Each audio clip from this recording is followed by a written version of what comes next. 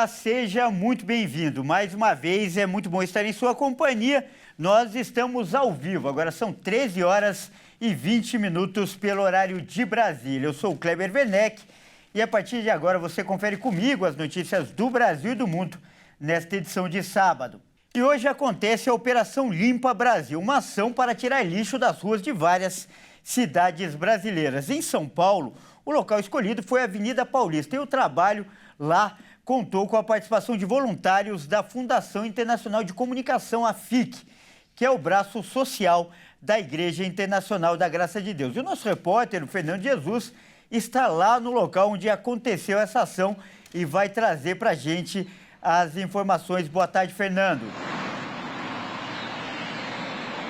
Boa tarde, Kleber. Boa tarde a você que nos assiste. A Operação Limpa Brasil, que tem como principal apoiador a FIC, como você disse anteriormente, a Fundação Internacional de Comunicação, a operação partiu da Praça Alexandre de Gusmão e foram 5 equipes divididas em toda a Avenida Paulista. A equipe que eu acompanhei aqui pela manhã passou pela Alameda Santos, Rua Pamplona, até chegar aqui onde eu estou, na Alameda Jaú.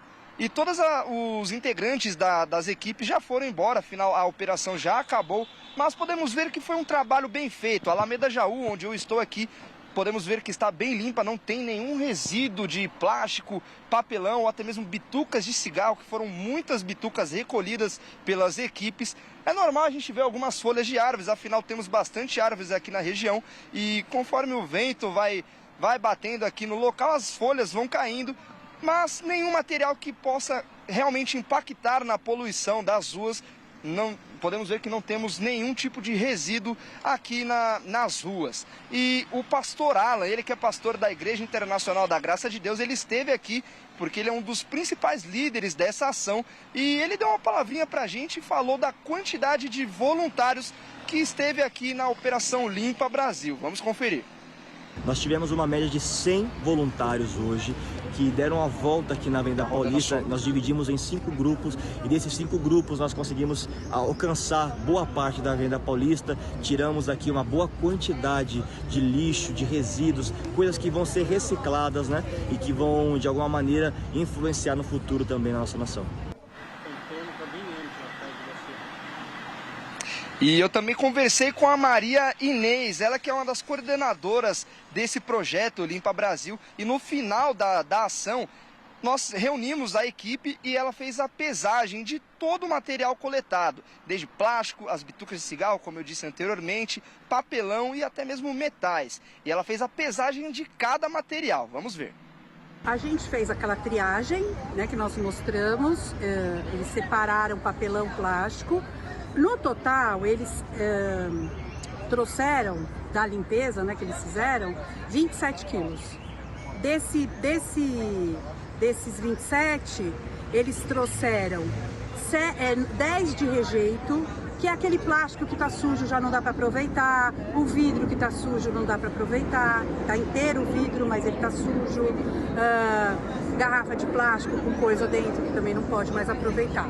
Papelão também foram uns 10 quilos e entre metal e plástico que dá para aproveitar 4 quilos. Fora, que eu acho uma coisa bastante interessante da gente falar, foram 5 trajetos, certo? Nós dividimos em 5 equipes, foram 5 trajetos diferentes. Eles trouxeram 6.000 bitucas de cigarro. Pessoas muito dedicadas, equipes muito... pessoas com muita dedicação para assumir essa responsabilidade e limpar a cidade. Vale lembrar também que essa operação não é só em São Paulo, é uma operação nacional que limpa as ruas de todas as cidades do Brasil. É com você, Kleber.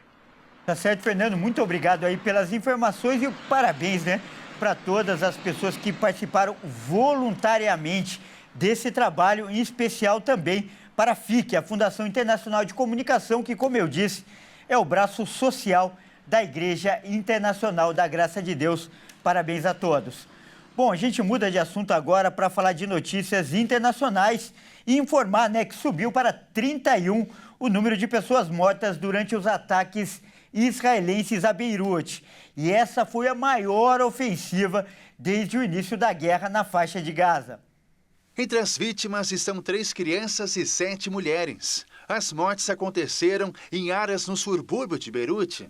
Trata-se do maior ataque ao Líbano desde o início da guerra na faixa de Gaza, segundo fontes do governo libanês. Em resposta, o Hezbollah disparou 150 foguetes contra o norte de Israel. A organização política destacou que o ataque matou 16 membros, incluindo o líder sênior e um comandante de alto escalão. O líder supremo do Irã, Ayatollah Ali Khamenei, país aliado do Hezbollah, afirmou que Israel está cometendo crimes contra crianças e não contra combatentes. Desde o início da guerra, o exército israelense e o Hezbollah têm trocado ataques quase diários na fronteira de Israel com o Líbano. O grupo extremista apoia o Hamas, alvo de Israel na faixa de Gaza.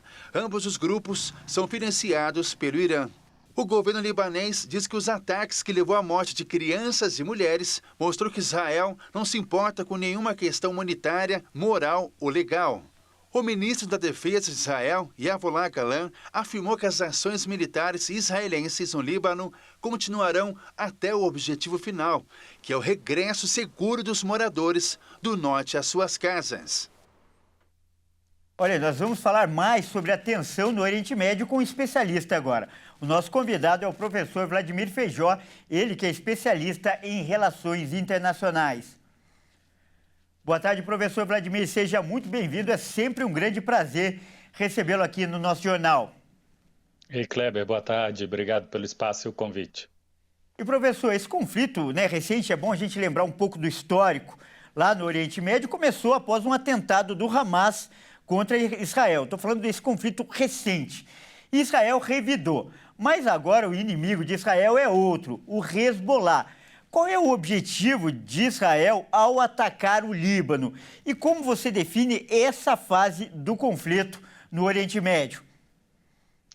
Kleber, Israel há muito tempo, nos últimos 11 meses, diz que lida uma guerra em 11 frontes diferentes. Só que essa semana, sim, o ministro de Defesa diz que o foco passa a ser na fronteira norte. Não deixou exatamente claro qual seria o confronto, se seria na Síria, se seria no Líbano, mas tudo indica que é no Líbano. A situação é que está claríssimo que Israel busca provocar o Hezbollah e o Líbano como um todo para ter uma justificativa de uma guerra generalizada.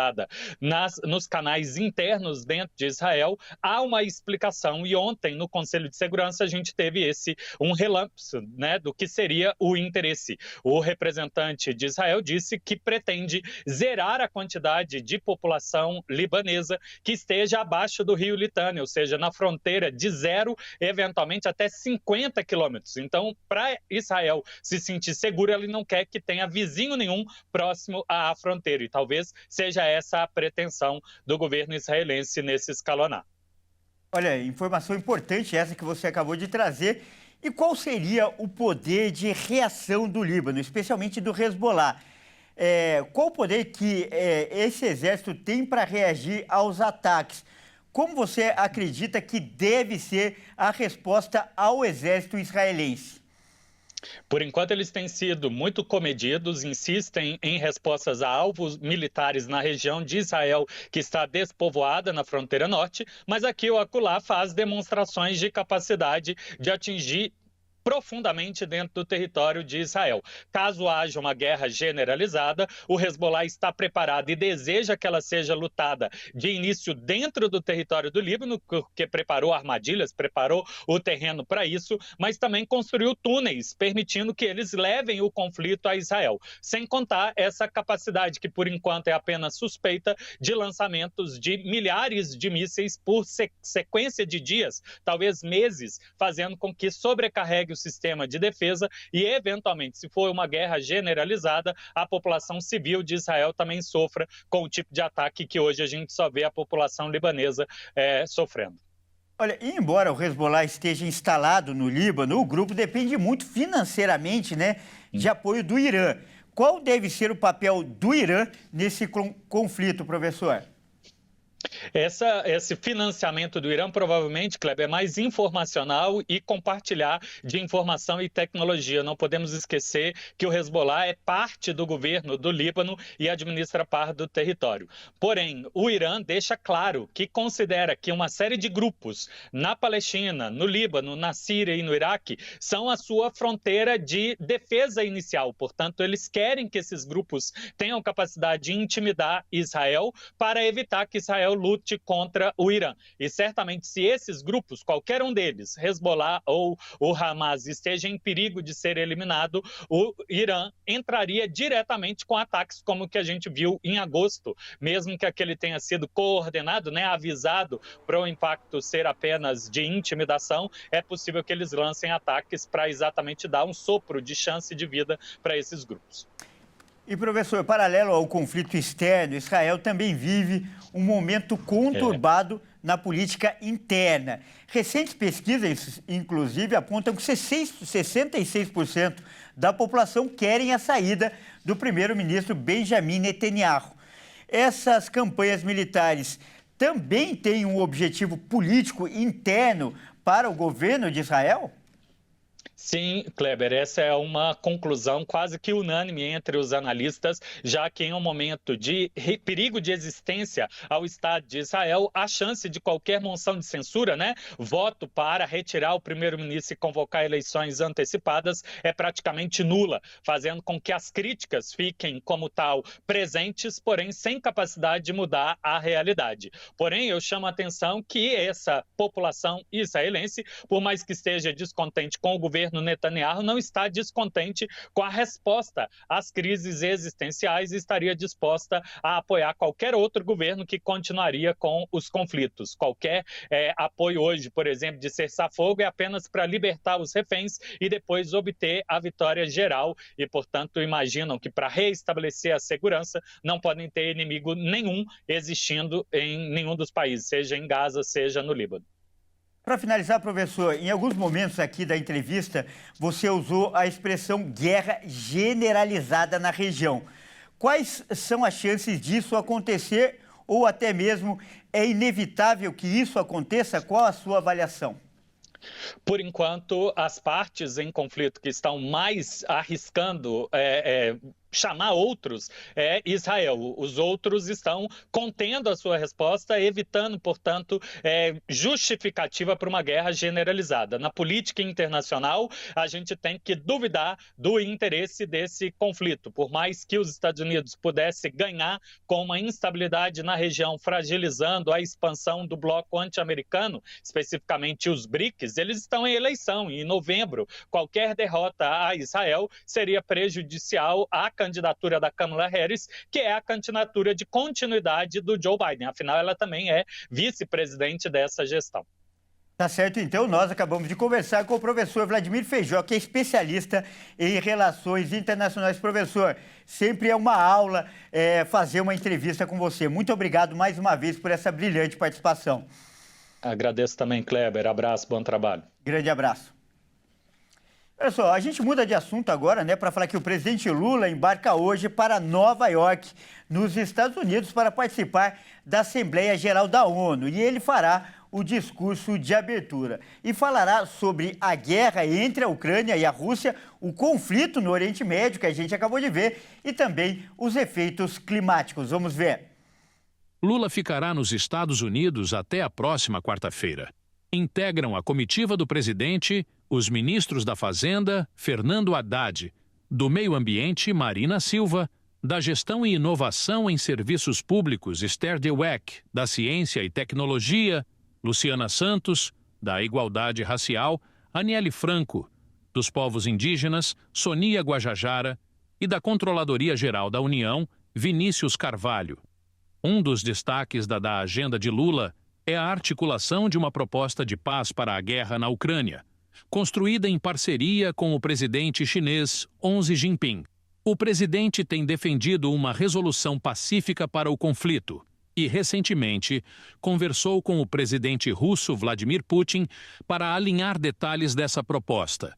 Enquanto isso, Zelensky promoverá um plano oposto com apoio dos Estados Unidos, focado em garantias militares e na entrada da Ucrânia na OTAN.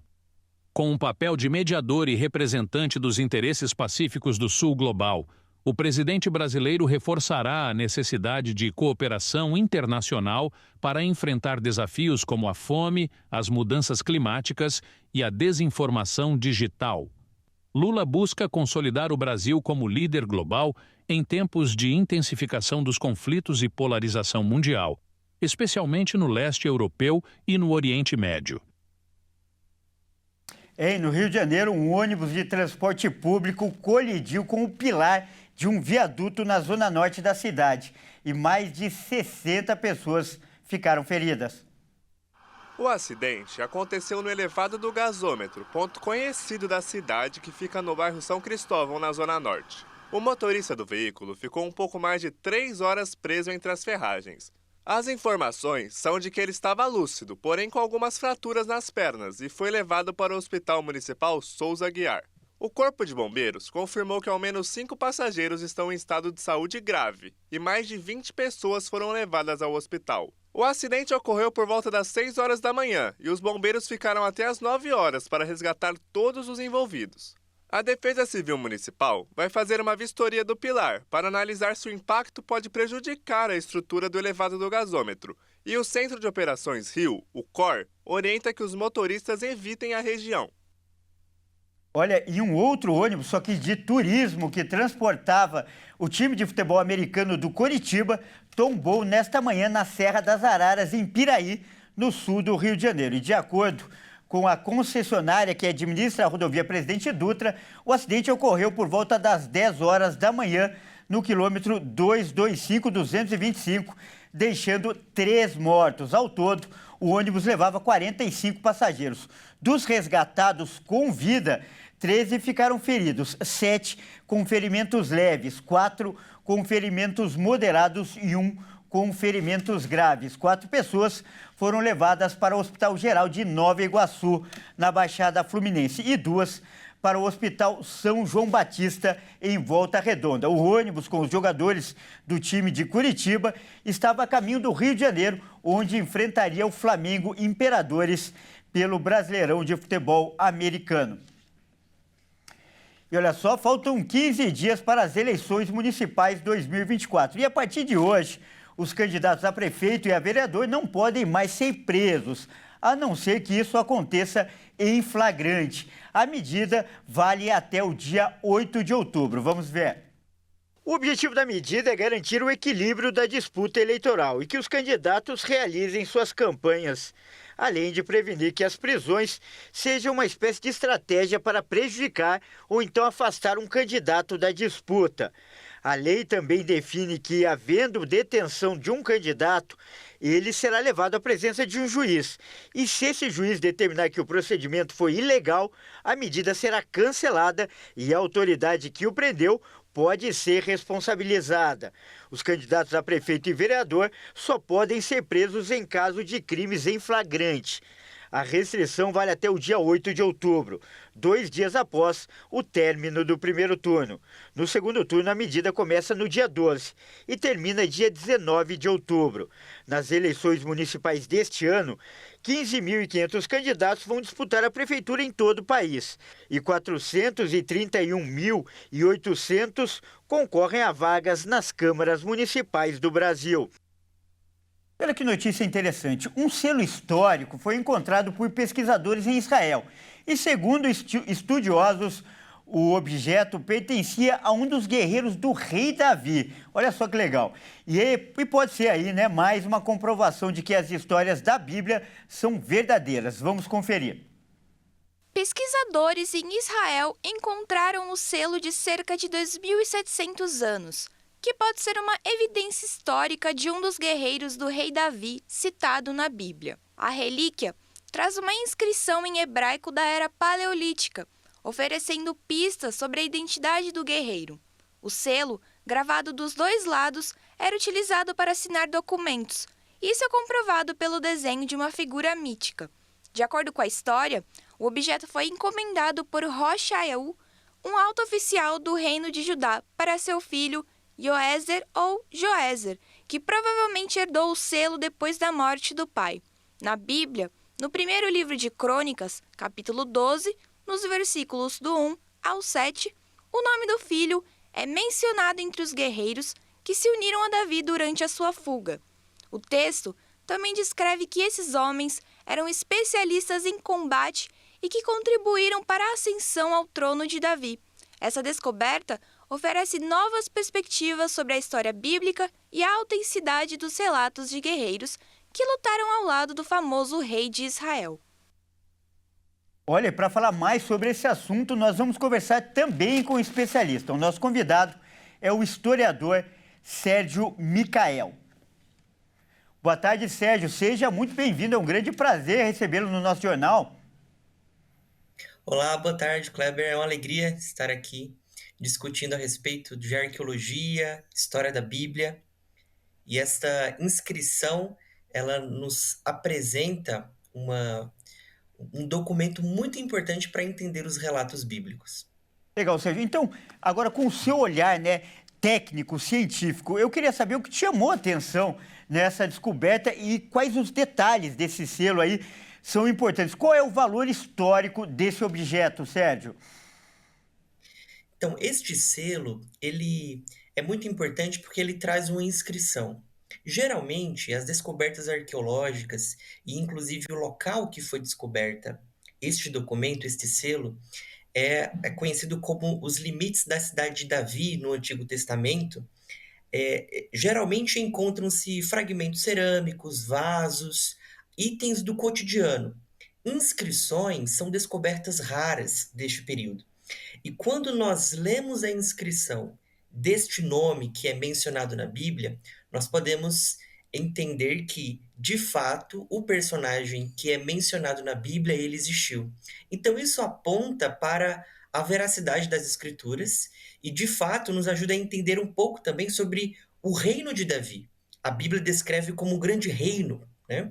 Então, quando apresenta o nome de um guerreiro, né, isso demonstra que esse guerreiro tinha, né, na nossa tradução, como aparece em 1 Crônicas, um guerreiro que tem, inclusive, possibilidade de governar e que sabia, inclusive, ler e escrever, como é o caso na inscrição para o hebraico. Muito interessante isso que você acabou de falar, que quem se depara com essa notícia, principalmente quem lê a Bíblia, isso aguça muito a nossa curiosidade. Então, eu pergunto, se você tem mais informações desse guerreiro e do pai dele, como foi mencionado ali na matéria, ou pelo menos pode contar para a gente como era a vida desses homens. Esse anel, ele dava autoridade, não só bélica, mas social também, né? Exatamente. Este selo, ele tem duas funções. A primeira função é de identificação, pois traz o nome, né? Era um amuleto que carregava e identificava, mas também ele era utilizado para assinar documentos. Por quê? Este selo funcionava como se fosse um carimbo. Então, a descoberta aponta que este selo ele tem a inscrição está espelhada, ou seja, quando haveria tinta.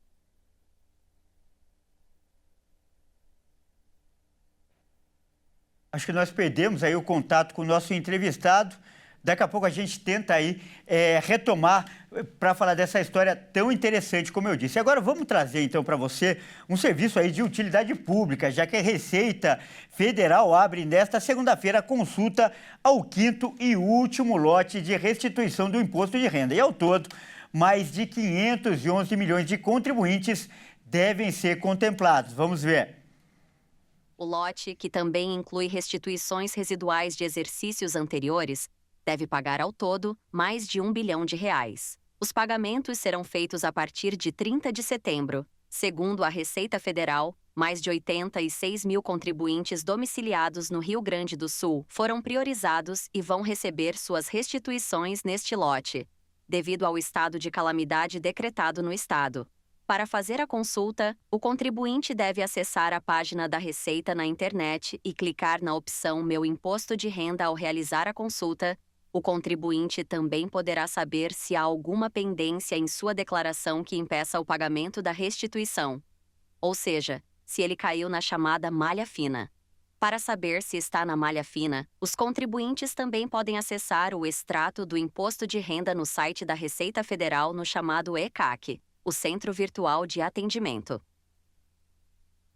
E ainda falando de imposto de renda, vamos fazer um alerta agora. De acordo com o levantamento da Receita Federal, mais de 600 mil declarações do Imposto de Renda 2024 caíram na malha fina. O número representa 2,5% do total das declarações. Ao todo, foram entregues pelos contribuintes 45 milhões e 200 mil declarações neste ano. Mas o contribuinte pode corrigir a declaração ou comprovar as informações declaradas por meio do site da Receita Federal. O cálculo foi feito com base nos números das restituições liberadas pela Receita Federal nos 5 lotes, já que 60% do total de declarações entregues tem imposto a restituir. O índice de documentos retidos pode ser o menor da série histórica.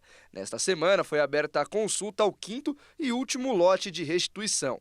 Com esse lote, a Receita conclui o pagamento das restituições que não apresentaram inconsistência. As documentações com inconsistências têm diminuído ao longo dos anos, segundo a Receita. No ano passado, foram retidas em malha 1.300.000 restituições com alguma pendência. A estimativa da Receita era que neste ano menos de 2% das declarações enviadas ficassem retidas. Olha, e o Pacaembu, estádio tão conhecido e querido de São Paulo, voltará a receber um jogo de futebol neste sábado após 3 anos fechado. O estádio será palco das finais da Taça das Favelas. A partida vai ser válida pela tradicional Taça das Favelas, torneio amador que acontece no Rio de Janeiro e em São Paulo. Esse é o primeiro teste da nova Arena Paulistana. 2 categorias entrarão em campo no gramado sintético. As mulheres serão as primeiras a estrear o estádio.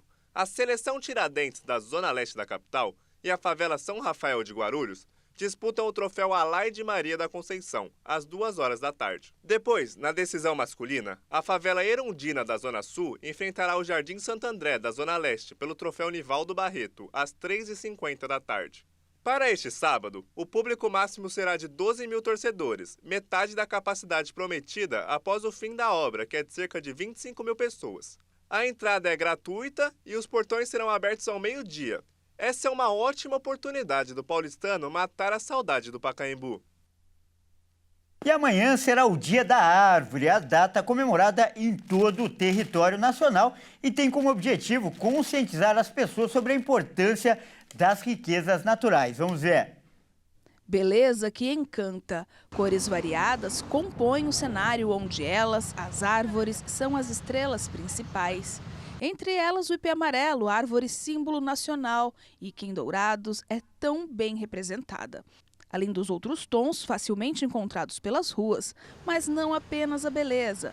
As árvores exercem papel fundamental para o meio ambiente. Dourados é o maior município do interior do estado e, mesmo sendo bem arborizado, tem, de acordo com os dados do último plano diretor de arborização, que foi concluído em 2020, apenas 55 árvores plantadas por quilômetro quadrado de via. E para ser reconhecido como Cidade Árvore do Mundo, o título concedido pela Organização das Nações Unidas para a Agricultura e Alimentação e que é dado àquelas cidades que se dedicam à preservação e ao manejo sustentável, é preciso ter pelo menos 100 árvores plantadas por quilômetro quadrado de via. Em Mato Grosso do Sul, apenas a capital Campo Grande tem esse título. Para receber a certificação, é necessário também atender a outros padrões, como, por exemplo, manter áreas de preservação permanente, bosques, entre outros. E todos nós podemos colaborar para isso. Basta um olhar diferenciado para o verde. Aqui neste viveiro municipal estão disponíveis mais de 25 mil exemplares, de pelo menos 45 espécies nativas, frutíferas e também palmeiras imperiais. E o melhor, a distribuição é gratuita. Nós fazemos a doação de maneira assim ininterrupta, né? Sempre foi feito assim, quando é indicado, quando a pessoa solicita para a gente por meio de um formulário, ela indica lá para a gente onde que ela quer plantar. E aí sim a gente faz essa triagem para indicar o que é adequado ali. Quando for solicitado para a gente, quando o município pedir a doação de árvores que sejam plantadas em calçada, a gente não vai só doar a muda, mas como a gente vai ao local plantar. para garantir também que seja plantada de maneira adequada, que seja tutorada, muda, que seja adubada, né? Que isso também, eu tenho certeza que isso vai ter um impacto muito grande na arborização. Dando uma volta em alguns bairros de Dourados, o que a gente vê também é a falta de cuidado com a natureza. O contraste do verde com o queimado. Árvores que morreram pela ação do homem ou não, mas que passam a oferecer risco para aqueles que transitam nas vias, como, por exemplo, cair e atingir veículos ou pessoas. Este advogado, que é o presidente da Comissão de Direitos do Consumidor da OAB Dourados Itaporã, explica como proceder em situações assim. Essa questão bastante interessante, né? Porque é uma árvore que simplesmente caiu do nada, não estava chovendo, não tinha ventania, né? E não caiu. Via de regra, a responsabilidade aí seria do município, da municipalidade, que pelo ela ter o dever legal, poder de polícia, de estar fiscalizando, vistoriando as árvores que estão nas vias públicas do município de Dourados. Se a fiscalização constatou que essa árvore ela estava podre, havia o risco dela cair, eles teriam que ter feito a poda dessa árvore antes que ela caísse. Tá? Então, assim, via de regra, essa pessoa que teve o prejuízo aí do seu carro, aí ela pode estar acionando a prefeitura municipal, o município, seja daqui de Dourados ou de qualquer outro lugar aqui da região. O cidadão ele tem que produzir prova. Teve o sinistro, lá tira a foto do carro, tira a foto da árvore, da copa, das raízes, para ver se a árvore estava podre. Se dirige lá ao órgão ambiental para ver se há algum fiscalização naquela região, daquelas árvores, para o cidadão realmente saber se o município ele estava agindo em conformidade. E hoje acontece mais um encontro do Ministério Homens que Vencem na Igreja Internacional da Graça de Deus, no centro de São Paulo. E o nosso repórter, o Ismael do Nascimento, está lá e vai trazer mais informações para a gente. Boa tarde, Ismael. Boa tarde, Kleber. Boa tarde a você que está em casa na sintonia do Jornal da RIT. Hoje foi um dia muito especial. O evento aconteceu, Homens que Vencem, às 11 horas da manhã, mas aconteceu, claro, que os cultos começam bem mais cedo. Os homens marcaram presença aqui para estar nesse evento que faz muito bem espiritualmente, sabe por quê? Porque traz a palavra de Jesus. O evento de hoje, Encontro que Vence, como foi destacado, começou às 11 horas da manhã, muito louvor, muita emoção espiritual, contou com a palavra do missionário R.R. Soares, também do pastor Jaime, e também com a palavra do pastor Carlos Silva, coordenador de Estado de São Paulo, do evento Homens que Vencem. E antes de começar o evento, eu conversei com ele, e ele vai falar um pouco sobre a importância desse encontro. Vamos acompanhar. Essa reunião com os homens que vencem, ela acontece geralmente 4 vezes ao ano. Por ano são 4 encontros. E por que é importante para o homem participar de um evento como esse? Por quê? Porque toda pessoa que quer vencer, segundo a Bíblia Sagrada, ela precisa ter um contato com a palavra de Deus. Entendeu? Então, toda pessoa que tem um contato com a Bíblia, ela começa a aprender. A Bíblia ensina que a fé vem por ouvir, e ouvir a palavra de Deus. Então, no mundo espiritual, não tem como um ser humano vencer se ele não parar para ouvir a palavra. O próprio Senhor Jesus, naquele episódio do Lázaro, o Lázaro estava morto há 4 dias, não tinha mais jeito para o Lázaro. E o que aconteceu? Jesus deu a palavra, Lázaro vem para fora. Então, aquela palavra trouxe o Lázaro de volta para fora, entendeu? Então, é isso que a gente faz, a gente dá a palavra, o homem tem um contato com a palavra e o homem começa a aprender a vencer, aprender a orar, aprender a resistir ao diabo, entendeu? Aprender a fazer o que um homem tem que fazer para ser um vencedor, segundo a Bíblia Sagrada. E vencemos sempre com Jesus, como destacou muito bem o pastor Carlos Silva, coordenador do Estado de São Paulo, do evento Homens que Vencem. E hoje foi marcado com muitas caravanas aqui da região de São Paulo, por exemplo, aqui de Osasco, que está aqui, o pessoal que está aqui presente com a gente. E vou conversar agora com o Renê Gonçalves, muito obrigado, que é do bairro Jardim Aliança, lá de Osasco, que vai compartilhar com a gente sobre a importância, Renê, de fazer parte desse evento. Ele destacou que não é a primeira vez não, né, que já vem estar no evento há bastante tempo.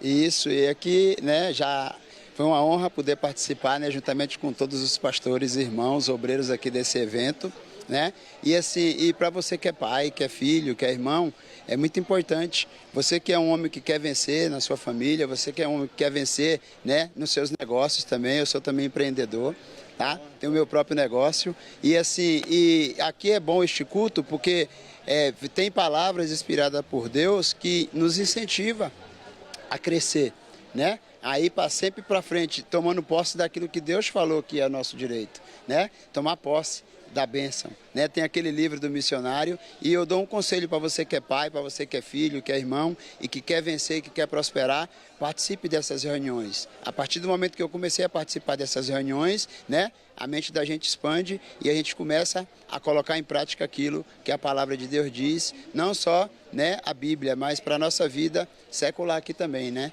Em nome de Jesus. Santo René, muito obrigado. A gente vê a felicidade, como que é importante esse encontro e a vitória, é importante destacar, é sempre com Jesus. René, muito obrigado. E agora eu vou conversar com o irmão Joaquim Fonseca. Irmão Joaquim Fonseca, falar para nós também da importância de ter participado do evento. A importância de participar desse evento é aprendizado, né? Eu já participo já várias vezes já desse evento e como falou a palavra de hoje, 1 Samuel 5, como é a obediência. O que é a obediência? Por que Davi venceu ali o gigante Golias? Porque ele obedeceu quando ele levou aquele alimento ali para aquelas tropas. Isso aí nós temos que aplicar na nossa vida também. Serve na nossa vida cotidiana para ensinar nossos netos e aquelas pessoas que estão ao nosso redor. Tudo que nós devemos aprender sobre a palavra, porque a palavra nos edifica, nos eleva às alturas, porque sem ele não somos nada. Por isso nós temos sempre falar sobre Deus, sobre Jesus Cristo, porque isso é tudo para nós. Porque através da palavra de Deus nós vamos aplicar lá fora, na nossa casa, na nossa família e para aqueles obreiros que estão chegando, os novatos na nossa vida e nosso pastor também que nos ensina tudo isso.